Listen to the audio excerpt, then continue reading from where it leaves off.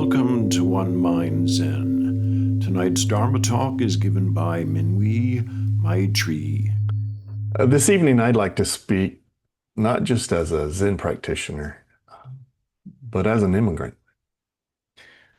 I live in Vietnam, but I'm called an expat, a word that sounds more elegant, more voluntary, and yes, more privileged. I have a visa. I follow the law. I adapt to cultural norms. I am, in many ways, the ideal foreigner, curious, respectful, adventurous. And yet I know that this title, expat, is a mirror that reflects more than just my journey. It reflects the invisible hierarchies of movement. Who is welcome? Who is feared? Who is detained? Who is deported? In America, immigration is often framed as a crisis. We see ICE raids, mass deportations, and political rhetoric that turns human beings into statistics, categories, labels, one and all. But Zen invites us to look deeper, to ask, what is a border? What is a visa?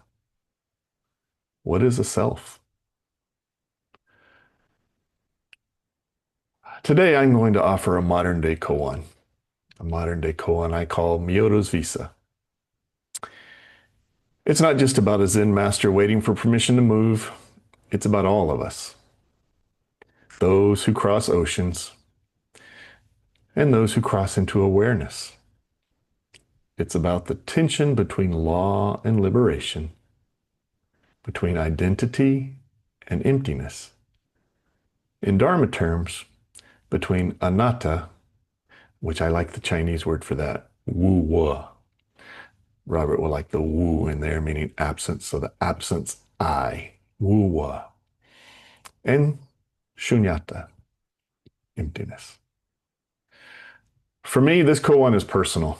It challenges my comfort, my assumptions, my sense of self. It asks me to lose sight of the feet that walk and to feel compassion for all who walk, whether by choice, by necessity, or by desperation.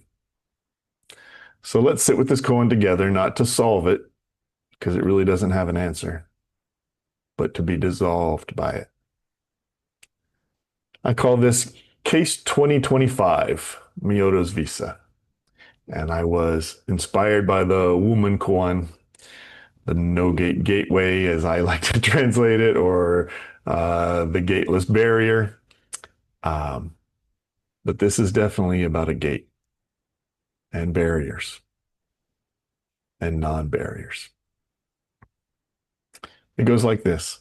Zen Master Myoto wished to move to Spain. She had studied the language, sold her belongings, and packed her robes. She waited and waited, but her visa was delayed. Each morning, she sat in meditation. Each evening, she checked the embassy website.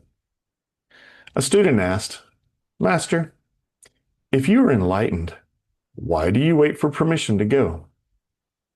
Myoto replied, "I am not waiting. Spain is."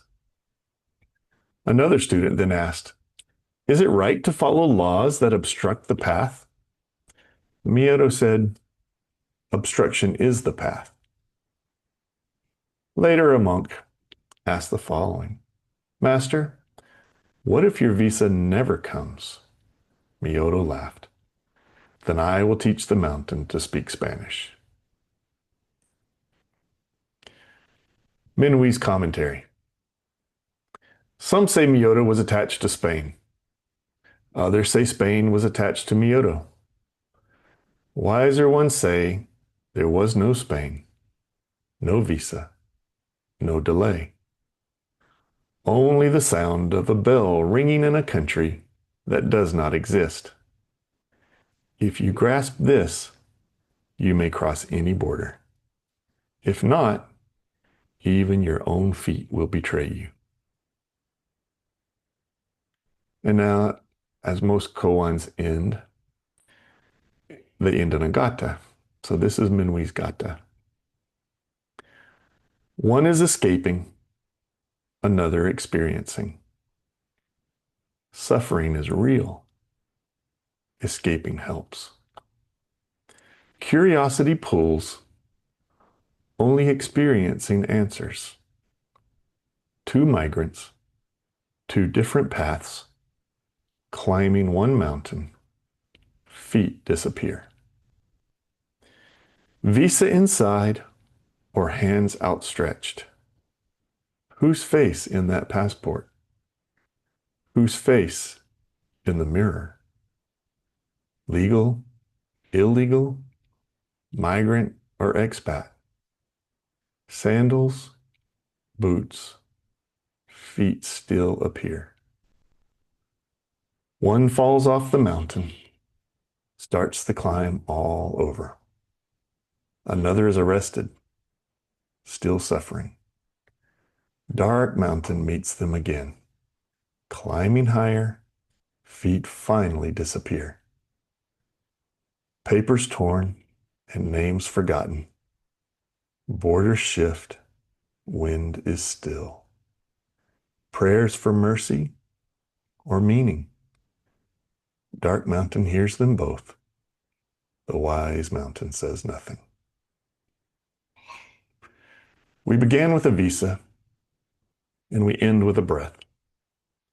Miro's laughter echoes through the mountains, through embassies, through detention centers. It reminds us that the Dharma is not confined to geography, legality, or identity. It moves freely, like wind through trees, like compassion through hearts. As immigrants, expats, citizens, seekers, we all cross borders. We all enter gates, Dharma gates. Some borders are drawn on maps. Others are drawn in the mind. Zen asks us not to erase them, but to see through them. So let us return to our meditation, to the breath that knows no nationality, to the feet that climb without destination, to the bell that rings in a country that does not exist. May we meet all migrants, internal and external, with tenderness, with compassion. May we teach the mountain to speak every language, and may our own feet one day disappear.